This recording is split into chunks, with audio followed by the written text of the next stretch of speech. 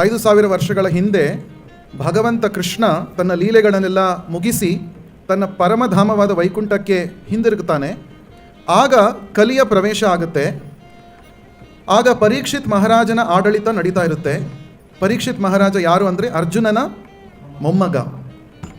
ಆ ಪರೀಕ್ಷಿತ್ ಮಹಾರಾಜನ ಆಡಳಿತ ಹೇಗಿತ್ತು ಅಂದರೆ ಯಾವುದೇ ರೀತಿಯ ಪಾಪ ಕಾರ್ಯಗಳಿಗೆ ಅವನ ರಾಜ್ಯದಲ್ಲಿ ಸ್ಥಳ ಅಥವಾ ಅವಕಾಶ ಇರಲಿಲ್ಲ.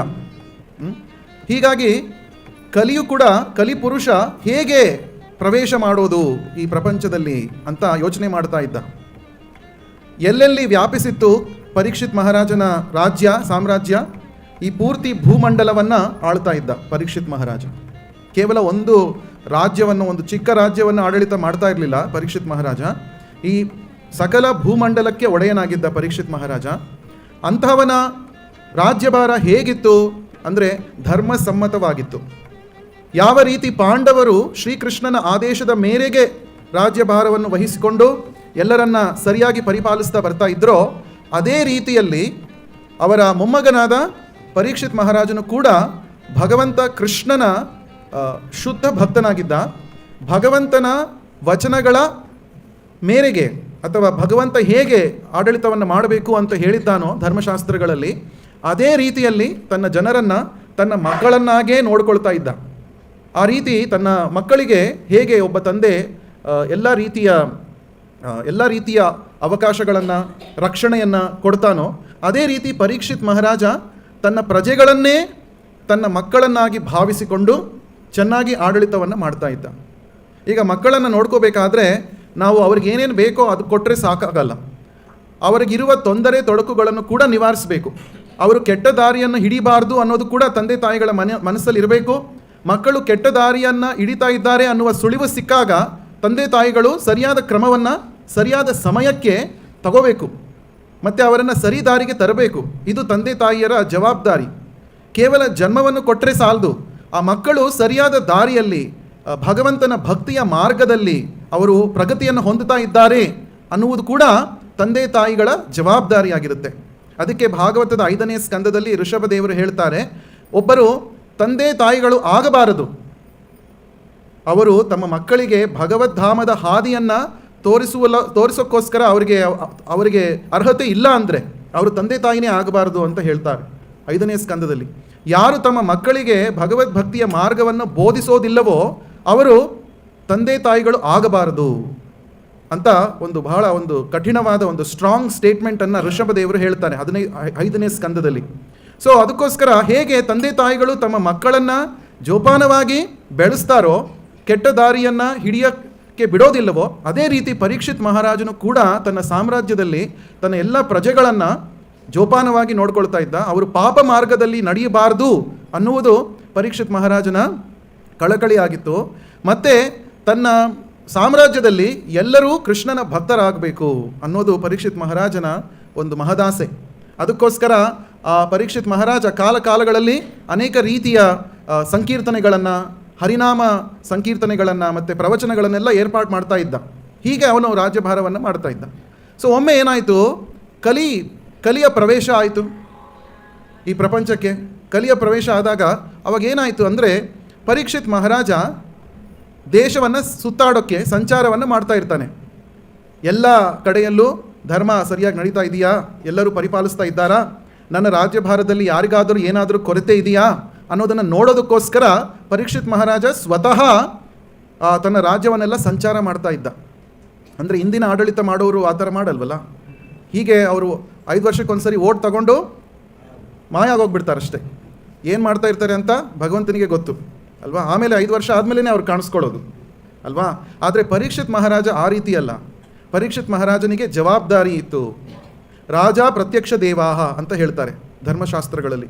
ಅಂದರೆ ರಾಜ ಅನ್ನುವನು ಭಗವಂತನ ಸಾಕ್ಷಾತ್ ಪ್ರತಿನಿಧಿಯಾಗಿರ್ತಾನೆ.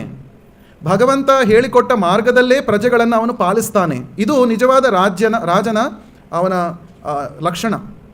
ಸೊ ಅದಕ್ಕೋಸ್ಕರ ಅವನು ಸ್ವತಃ ರಾಜ್ಯದಲ್ಲೆಲ್ಲ ತಿರುಗಾಡಿಕೊಂಡು ಎಲ್ಲ ಸುಕ್ಷೇಮವಾಗಿದ್ದಾರಾ ಅಂತ ನೋಡ್ಕೊಳ್ತಾ ಇದ್ದಂತೆ. ಆಗ ಒಂದು ಸಾರಿ ಆ ರೀತಿ ಸಂಚಾರ ಮಾಡ್ತಾ ಇರುವಾಗ ಒಬ್ಬ ಶೂದ್ರ ಮನುಷ್ಯ ರಾಜನ ವೇಷವನ್ನು ಧರಿಸ್ಕೊಂಡು ಒಂದು ಹಸುವಿಗೆ ಅವನು ಹೊಡಿತಾ ಇರ್ತಾನೆ. ಚಾಟಿಯಲ್ಲಿ ಹೊಡಿತಾ ಇರ್ತಾನೆ, ಕೋಲಲ್ಲಿ. ಇದನ್ನು ನೋಡಿದ ತಕ್ಷಣ ಪರೀಕ್ಷಿತ್ ಮಹಾರಾಜನಿಗೆ ಬಹಳ ಕೋಪ ಬರುತ್ತೆ. ರಾಜನಿಗೆ ಕೋಪ ಬರಬೇಕು. ಯಾರ ಮೇಲೆ ಕೋಪ ಬರಬೇಕು? ಪಾಪ ಕಾರ್ಯಗಳಲ್ಲಿ ತೊಡಗಿರುವವರ ಮೇಲೆ ಕೋಪ ಬರಬೇಕು. ಯಾವಾಗ ಅವ್ಯವಸ್ಥೆ ಇದೆಯೋ ತನ್ನ ರಾಜ್ಯದಲ್ಲಿ, ಅದನ್ನು ನೋಡಿದಾಗ ರಾಜನಿಗೆ ಕೋಪ ಬರಬೇಕು. ಈಗ ಪಾಪ ಕಾರ್ಯಗಳು ನಡೀತಾ ಇದ್ದರೂ ಕೂಡ ರಾಜ ನೋಡಿ ಸುಮ್ಮನೆ ಇದ್ದರೆ ಏನು ಅರ್ಥ? ಅದಕ್ಕೇನು ಅರ್ಥ ಅಂದರೆ ಅವನು ಕೂಡ ಪಾಪಿಯೇ ಆಗಿರ್ತಾನೆ ಅಂತ ಅರ್ಥ. ಈಗ ನಮ್ಮ ಮುಂದೆ ನಮ್ಮ ಕಣ್ಣೆದುರಿಗೆ ಯಾವುದಾದ್ರೂ ಒಂದು ಪಾಪ ಕೆಲಸ ನಡೀತಾ ಇದ್ದರೆ ಅದನ್ನು ನೋಡಿಕೊಂಡು ನಾವು ಸುಮ್ಮನೆ ಇದ್ದರೆ ಅದರ ಅರ್ಥ ಏನು ಅಂದರೆ ನಾವು ಕೂಡ ಅದಕ್ಕೆ ಸಮ್ಮತಿಯನ್ನು ಕೊಟ್ಟಿದ್ದೇವೆ ಅಂತ ಅರ್ಥ. ನಾವು ಕೂಡ ಆ ಪಾಪ ಕಾರ್ಯದಲ್ಲಿ ಪಾಲಾಗಿದ್ದೇವೆ, ನನಗೆ ಒಪ್ಪಿತವಾಗಿದೆ, ನೀವು ಮಾಡ್ತಾ ಇರೋ ಕೆಲಸ ಸರಿಯಾಗಿದೆ ಅನ್ನುವುದು ಅದರ ಅರ್ಥ. ಮೌನಂ ಸಮ್ಮತಿ ಲಕ್ಷಣಂ ಅಂತ ಹೇಳ್ತಾರೆ. ನೀವು ಮೌನವಾಗಿ ಇದ್ದರೆ ಅದರ ಅರ್ಥ ಏನು ಅಂದರೆ ನಿಮಗೆ ಸಮ್ಮತವಾಗಿದೆ ಆ ಕೆಲಸ, ಅವ್ರು ಮಾಡ್ತಾ ಇರೋದು ಸರಿ ಅಂತ ನೀವು ಒಪ್ಕೊಂಡಿದ್ದೀರಾ ಅಂತ ಅರ್ಥ. ಅದಕ್ಕೋಸ್ಕರ ನಾವು ಏನು ಮಾಡಬೇಕು? ಯಾರಾದರೂ ತಪ್ಪಾಗಿ ನಡ್ಕೊಂಡ್ರೆ ನಮ್ಮ ಕಣ್ಣೆದುರು ನಾವು ಅದನ್ನು ಪ್ರತಿಭಟಿಸಬೇಕು. ನಮಗೆ ಶಕ್ತಿ ಇಲ್ಲದೆ ಇರಬಹುದು, ಆದರೆ ಅಟ್ಲೀಸ್ಟ್ ಕಡೇ ಪಕ್ಷ ನಾವು ಅದರ ವಿರುದ್ಧ ಧ್ವನಿಯನ್ನಾದರೂ ನಾವು ಎತ್ತಬೇಕು. ನೀವು ಮಾಡ್ತಾ ಇರೋ ಕೆಲಸ ತಪ್ಪು ಅನ್ನೋದಾದರೂ ನಾವು ಹೇಳಬೇಕು. ಈಗ ಏನು ಮಾಡ್ತಾ ಇದ್ದಾರೆ ಅಂದರೆ, ಈಗ ಕಲಿಯುಗ ಪ್ರಭಾವ ಹೇಗಿದೆ ಅಂದರೆ, ನಮ್ಮ ಕಣ್ಣೆದುರೇ ಒಂದು ಪಾಪ ಕಾರ್ಯ ನಡೀತಾ ಇದ್ದರೂ ಕೂಡ ಅದನ್ನು ನಾವು ಅಲಕ್ಷ್ಯ ಮಾಡಿಬಿಡ್ತೇವೆ. ಇದು ನಮ್ಮದಲ್ಲಪ್ಪ, ನನಗಲ್ಲ ಇದು ಸೇರಿರೋದು, ನನ್ನ ಜವಾಬ್ದಾರಿ ಅಲ್ಲ ಅಂತ ಹೇಳ್ಕೊಂಡು ನಾವು ನಮ್ಮ ಕೆಲಸದಲ್ಲಿ ನಾವು ತಲ್ಲೀನರಾಗ್ಬಿಡ್ತೇವೆ. ಅದರ ಅರ್ಥ ಏನು ಅಂದರೆ, ನನಗೂ ಸಮ್ಮತವಾಗಿದೆ, ಈ ತಪ್ಪು ಕೆಲಸ ಮಾಡ್ತಾ ಇರೋದು ಸರಿಯಾಗಿದೆ ಅಂತ ಒಪ್ಕೊಂಡಂಗೆ ಆಗುತ್ತೆ. ಸೊ ಇದು ಅದಕ್ಕೋಸ್ಕರ ಏನಾಗುತ್ತೆ ಅಂದರೆ, ನಿಮಗೂ ಕೂಡ ಆ ಪಾಪ ಕರ್ಮದಲ್ಲಿ ಭಾಗವನ್ನು ನೀವು ಕೂಡ ಅನುಭವಿಸಬೇಕಾಗುತ್ತೆ. ನೋಡಿ, ಅದು ಬಹಳ ಈ ಕರ್ಮ, ಭಗವದ್ಗೀತೆಯಲ್ಲಿ ಕೃಷ್ಣ ಹೇಳ್ತಾನೆ, ಕರ್ಮ ನಮಗೆ ಹೇಗೆ ಅಂಟುಕೊಳ್ಳುತ್ತೋ ಅನ್ನೋದು ಬಹಳ ಕಷ್ಟ, ಸರಿಯಾಗಿ ಅರ್ಥ ಮಾಡ್ಕೊಳ್ಳೋದು ಬಹಳ ಕಷ್ಟ. ಗಹನೋ ಕರ್ಮಣ ಗತಿಹಿ ಅಂತ ಹೇಳ್ತಾರೆ. ಅಂದರೆ ಈ ಕರ್ಮ ಹೇಗೆ ತನ್ನ ಕೆಲಸವನ್ನು ಮಾಡುತ್ತೆ, ಕರ್ಮ ನಮಗೆ ಹೇಗೆ ಅಂಟುಕೊಳ್ಳುತ್ತೆ ಅನ್ನೋದು ಬಹಳ ಗಹನವಾದ ವಿಚಾರ. ಅದಕ್ಕೋಸ್ಕರ ಭಗವಂತನ ಭಕ್ತರಾಗಿರುವವರು ತಮ್ಮ ಕಣ್ಣೆದುರು ಯಾವುದಾದರೂ ಪಾಪ ಕಾರ್ಯ ನಡೀತಾ ಇದ್ದರೆ ಅದರ ವಿರುದ್ಧ ಧ್ವನಿಯನ್ನಾದರೂ ಎತ್ತಬೇಕು. ನಿಮ್ಮಲ್ಲಿ ಶಕ್ತಿ ಸಾಮರ್ಥ್ಯಗಳು ಇದ್ದರೆ ಅದನ್ನು ಪ್ರತಿಭಟಿಸಬೇಕು, ಅದನ್ನು ತಡಿಬೇಕು. ಇದು ಭಗವಂತನ ಭಕ್ತನ ಲಕ್ಷಣ. ಅದಕ್ಕೋಸ್ಕರ ಪ್ರಭುಪಾದರು ಏನು ಮಾಡಿದ್ರು, ಪೂರ್ತಿ ಪ್ರಪಂಚದಲ್ಲಿ ಕಲಿ ಪ್ರಭಾವ ಹೆಚ್ಚಾಗಿ ಇದೆ.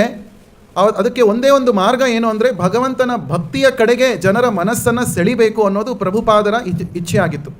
ಅದಕ್ಕೋಸ್ಕರ ತಮ್ಮ ಇಳಿ ವಯಸ್ಸಿನಲ್ಲಿ ಪ್ರಭುಪಾದರು ಅಮೇರಿಕಕ್ಕೆ ಪ್ರವಾಸ ಮಾಡ್ತಾರೆ. ಇದು ಭಗವಂತನ ನಿಜವಾದ ಗುಣ, ಭಗವಂತನ ಭಕ್ತರ ನಿಜವಾದ ಗುಣ. ಪರದುಃಖ ದುಃಖಿ. ಯಾವಾಗ ಬೇರೆಯವರು ದುಃಖವನ್ನು ಅನುಭವಿಸ್ತಾ ಇದ್ದಾರೋ ಅದನ್ನು ನೋಡಿದ್ರೆ ಯಾರು ಮರುಗುತ್ತಾರೋ, ಯಾರು ದುಃಖವನ್ನು ಅನುಭವಿಸ್ತಾರೋ ಅವನು ನಿಜವಾದ ಭಗವಂತನ ಭಕ್ತ. ಪರದುಃಖ ದುಃಖಿ. ಆದರೆ ಈ ಕಲಿಯುಗದಲ್ಲಿ ನಾವು ನೋಡಿದಾಗ ಪರದುಃಖ ಸುಖಿಗಳೇ ಹೆಚ್ಚು.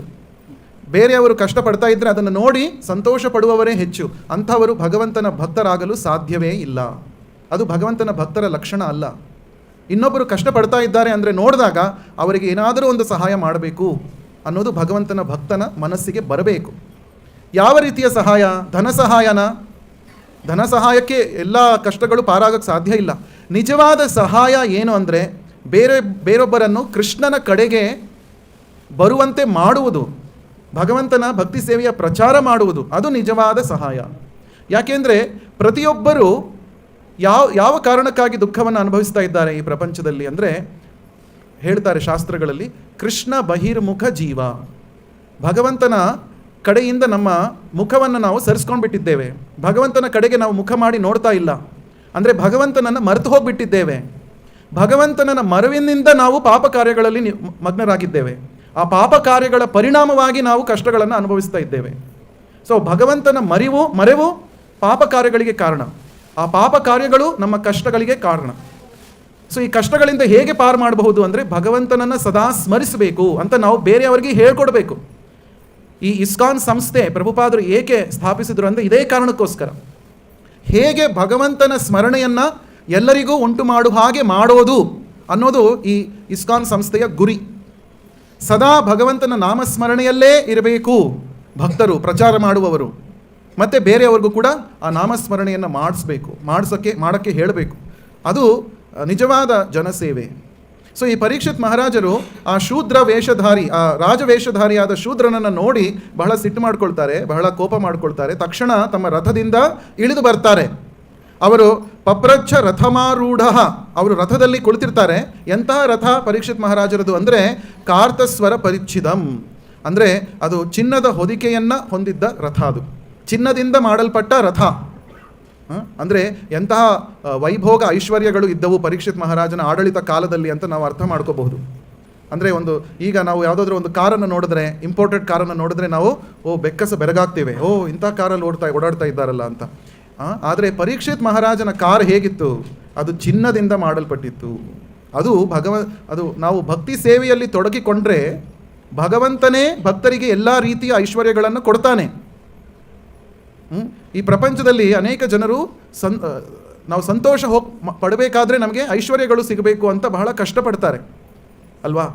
ಐಶ್ವರ್ಯ, ಧನ ಒಂದು ಸಿಕ್ಕಿದ್ರೆ ಸಾಕು, ನಾವೆಲ್ಲ ಸಂತೋಷವಾಗಿರಬಹುದು ಅಂತ ಜನರು ಅಂದ್ಕೊಳ್ತಾರೆ.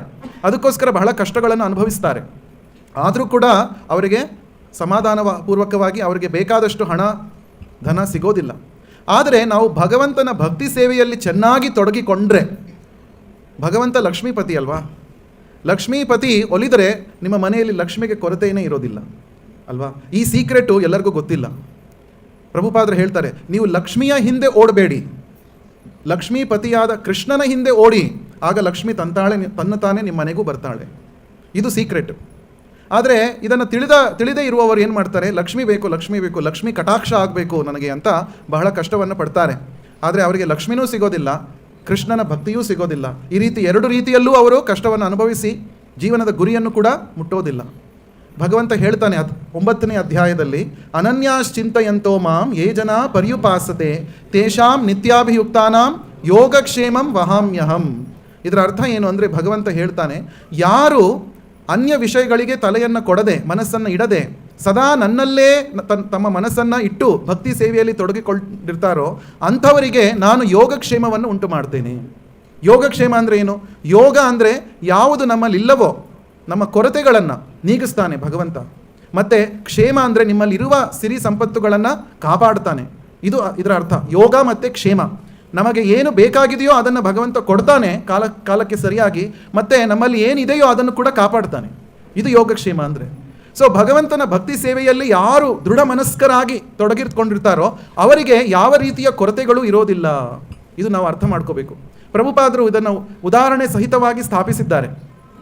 ಪ್ರಪಂಚದಾದ್ಯಂತ ಪ್ರಭುಪಾದರು ಇಸ್ಕಾನ್ ಸಂಸ್ಥೆಗಳನ್ನು, ಇಸ್ಕಾನ್ ದೇವಸ್ಥಾನಗಳನ್ನು ಸ್ಟಾರ್ಟ್ ಮಾಡ್ತಾರೆ.